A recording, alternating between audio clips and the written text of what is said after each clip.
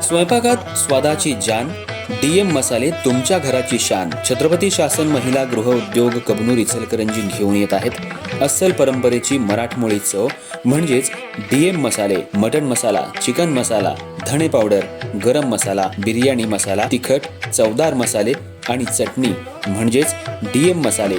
तर आजच आपल्या जेवणाची रंगत वाढवण्यासाठी केमिकल विरहित डीएम मसाले, गृहिणींच्या मनातले मसाले आणि चटणी अवश्य वापरा.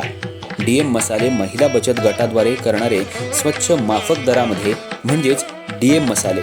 संपर्क दिव्याताई मगदूम, मोबाईल 91 30 80 22 55.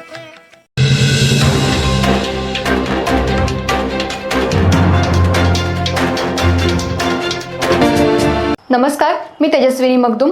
एम मराठीमध्ये आपल्या सर्वांचं स्वागत आहे. पाहुयात ठळक घडामोडी. फिर्यादी यांचा नातू दयानंद नेटके याला त्याच्या गल्लीमध्ये राहायला असलेला आरोपी नंबर 1 ते 6 यांनी कट रचून मयत याला धारदार हत्यारानं त्याच्या तोंडावर, गळ्यावर, पोटावर वार करून जीवे ठार मारल्यानं आरोपी राजकुमार कांबळे, खंडू कुरणे, तन्मय गुरव, तौफिक राजन्नावर, जमीर शेख, समाधान नेटके यांच्याविरुद्ध इचलकरंजी पोलीस ठाणे इथं गुन्हा नोंद करण्यात आला होता. या प्रकरणात आरोपींना अटक करण्यात आली होती. या गुन्ह्याचं दोषारोपपत्र आरोपींच्या विरुद्ध इचलकरंजी इथल्या न्यायालयात दाखल झालं होतं. केसच्या सुनावणीवेळी सरकारी पक्षातर्फे फिर्यादी, प्रत्यक्षदर्शी साक्षीदार, पंच साक्षीदार, वैद्यकीय अधिकारी, तपासी अधिकारी तसंच इतर महत्त्वाच्या साक्षीदारांचे जबाब न्यायालयासमक्ष नोंदवण्यात आले.